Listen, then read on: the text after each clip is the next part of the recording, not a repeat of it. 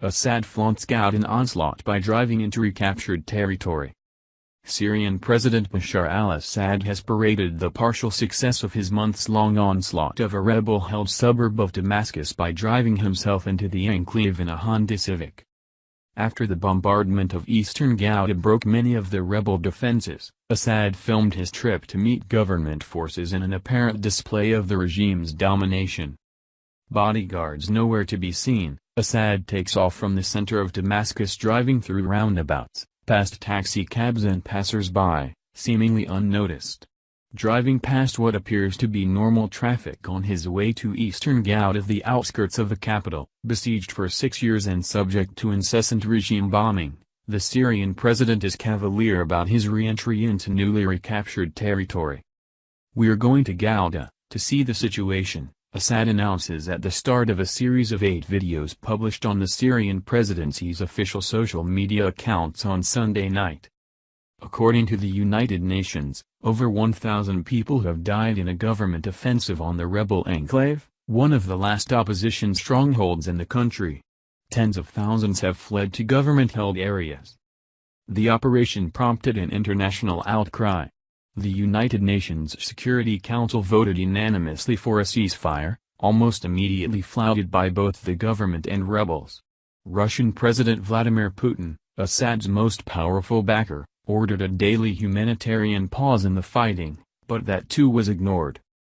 Assad makes no mention of this in his videos.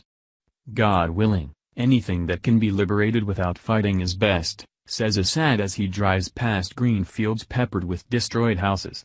He has entered Eastern Ghouta, he tells viewers. "Every meter of the areas that we're driving through may have a drop of the blood of a Syrian fighter, of a hero among heroes, so that we can all pass through it and for life to return," says Assad, who is apparently about to greet Syrian troops at newly recaptured parts of the Damascus suburb.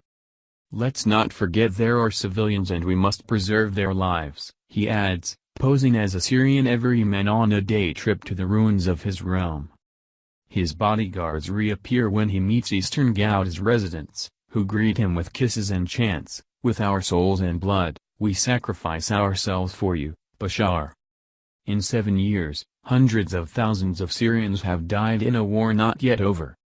Meeting with commanders, he gives instructions to avoid civilian casualties, because, he says, maybe the terrorists are hiding behind civilians. After an onslaught that has seen scores of people perish on a yearly basis, with medical facilities also bombed repeatedly, the international community pronounced the enclave hell on earth. "I am deeply saddened by the terrible suffering of the civilian population in Eastern Ghouta, 400,000 people who live in hell on earth," UN Secretary-General Antonio Guterres said last month. Rebels are also preventing some civilians from leaving the besieged enclave, according to one official who was on the ground in Eastern Ghouta. Observers say it is now only a matter of time before the regime takes control of the entire enclave. The Syrian president's casual cruise into the battered suburb seemed to announce that for the Syrian regime, tainted with allegations of war crimes and use of chemical weapons, the end of rebel rule in Eastern Ghouta is nigh.